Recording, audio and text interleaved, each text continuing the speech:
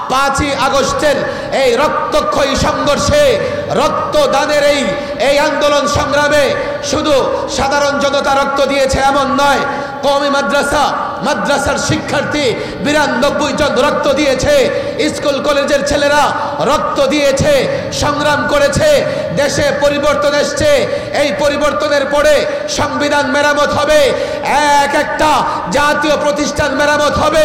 পরিষ্কার বলি, আমাদের দাবি, আমাদের অনুরোধ, আমাদের আহ্বান, এই সংবিধানে সেকুলারিজম থাকতে পারবে না।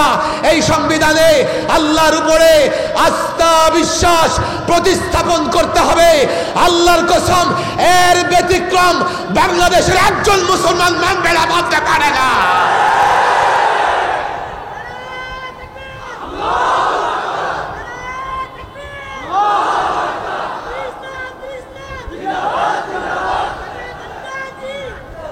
প্রয়োজনে আমরা বলবো, তোমরা যদি মনে করো দেশের মানুষ সেকুলারিজম চায়, ধর্ম নিরপেক্ষতা চায়, তোমরা প্রমাণ করো, আমাদেরকে বলো কারা কারা আল্লাহর উপর আস্থা বিশ্বাস রাখে।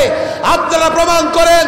আল্লাহর কসম, বাংলাদেশের যে কোনো প্রান্তে কমপক্ষে 2 কোটি মুসলমান জমায়েত করে আমরা দেখিয়ে দেব এদেশে আল্লাহর উপর বিশ্বাস আস্থা ছাড়া সংবিধান থাকবে না, থাকতে পারে না। তোমরা প্রমাণ করে দেখাও কারা সেকুলারিজম চায়।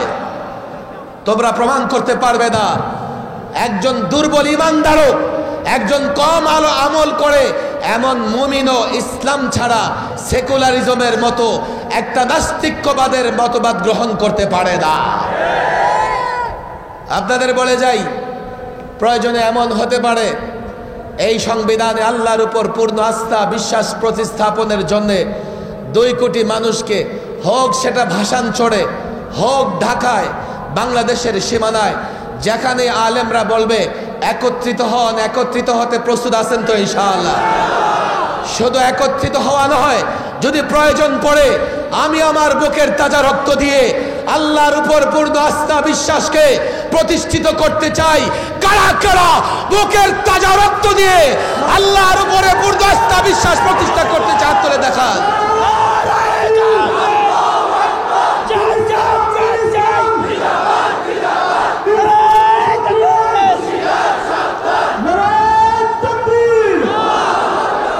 এরপরে আহ্বান জানাই, তোমরা যদি মনে করো তোমরা বিষয়টা বুঝতেছ না, আমরা তোমাদের বোঝাবার চেষ্টা করব। তোমরা যদি মনে করো টেবিল টক করবে, তাও করব। অন্তর্বর্তীকালীন সরকার এই সংবিধান সংস্কারে ওলামায়ে কেরামও পরামর্শ দিচ্ছেন, কিন্তু বিষয় হচ্ছে শুধু পরামর্শ নয়, আমরা পরামর্শ দিব তো এটা এমন একটা পরামর্শ, এটা আমাদের ঈমানের বিষয়, বিশ্বাসের বিষয়। এর বিকল্প পরামর্শ কেউ যদি দেয় সেটা আমরা গ্রহণ করতে পারবো না। যদি মনে করো পার্লামেন্টের 300 জায়গায় 600 এমপি বানাবে, বানাও। যদি মনে করো 5 বছরের জায়গায় পার্লামেন্টের মেয়াদ 10 বছর করবে, করো। যদি মনে করো দ্বিকক্ষ বিশিষ্ট পার্লামেন্ট করবে, উপর নিচ নানা রকমের পার্লামেন্ট করবে, তাও করো। যদি মনে করো প্রদেশ সিস্টেম চালু করবে, তাও করো।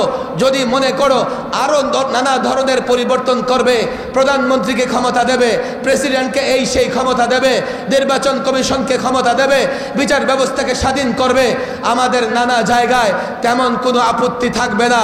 কিন্তু আল্লাহর উপর আস্থা বিশ্বাসের জায়গা যদি প্রতিস্থাপন না করা হয়, আমরা এই বিষয়ে কোনো ছাড় দিতে পারবো না। সর্বশেষ কথা আজকে এটাই। আরো অনেক মাহফিল হবে, যাওয়ার সময় ভুলে যাবেন, যাওয়ার সময় আরো মাহফিল শুনে ভুলে যাবেন যে সাকাত সাহেব যাতে কি বলেছে। এই জন্য আজকে আমি বেশি কথাও বলবো না।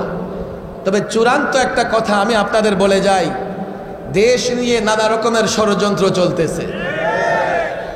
এক এক দিক থেকে এক এক লীগের আবির্ভাব ঘটে।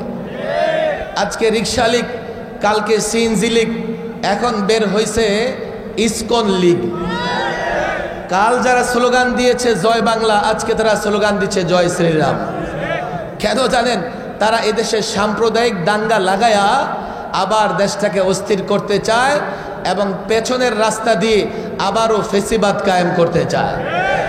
এই জন্য যুবকদের বলি, রাষ্ট্রের পাহারাদারি করা লাগবে, রাষ্ট্রের পাহারাদারি করা লাগবে, রাষ্ট্রের পাহারাদারি করা লাগবে। 16 বছর জুলুম সহ্য করেছ, 3 মাস যায় নাই, এখনো তারা 3 মাস যায়নি, এখনই তারা ষড়যন্ত্র শুরু করেছে।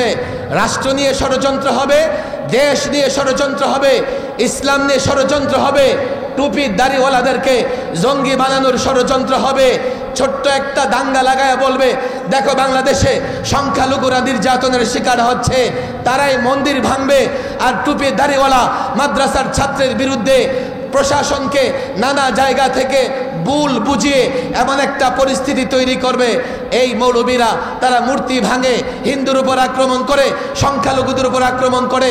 অথচ 5ই আগস্টে আমরা দেখিয়ে দিয়েছি, 5ই আগস্টের অস্থির সময়ে অমুসলিমদের গির্জা, মন্দির, উপাসনালয়ে পাহারা দিয়েছে টুপি দাড়িওয়ালা মাদ্রাসার ছাত্ররা। আমি তো পরিষ্কার বলি, অমুসলিমরা আমাদের হাতে সবচাইতে নিরাপদ। কিন্তু ষড়যন্ত্রকারীরা ষড়যন্ত্র করবে, সজাগ থাকতে হবে। বাংলাদেশ সাম্প্রদায়িক সম্প্রীতির দেশ, এই দেশে কখনো ধর্মে ধর্মে দাঙ্গা লাগবে না, মারামারি হবে না।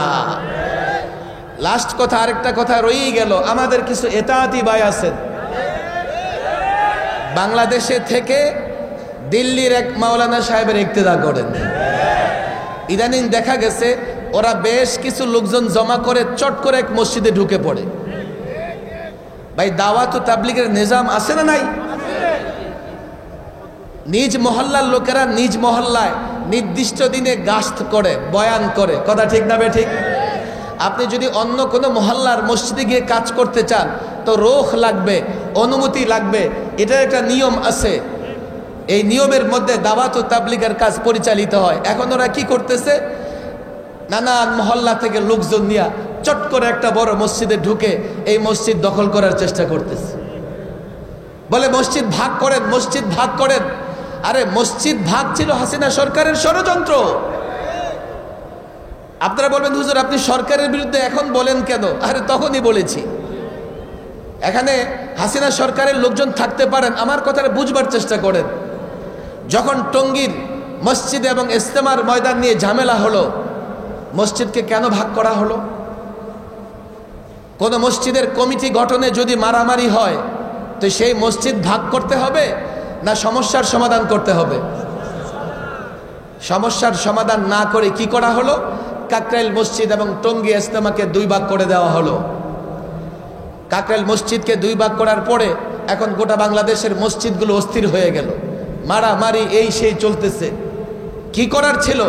আরে তোমরা তো সংখ্যাকে বড় মূল্য দাও।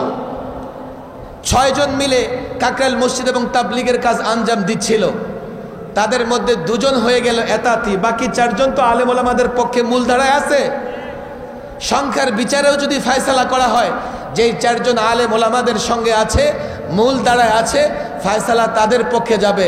কিন্তু মসজিদ তো ভাগ করার সুযোগ নাই, মসজিদ ভাগ করার সুযোগ নাই, হতে পারে না।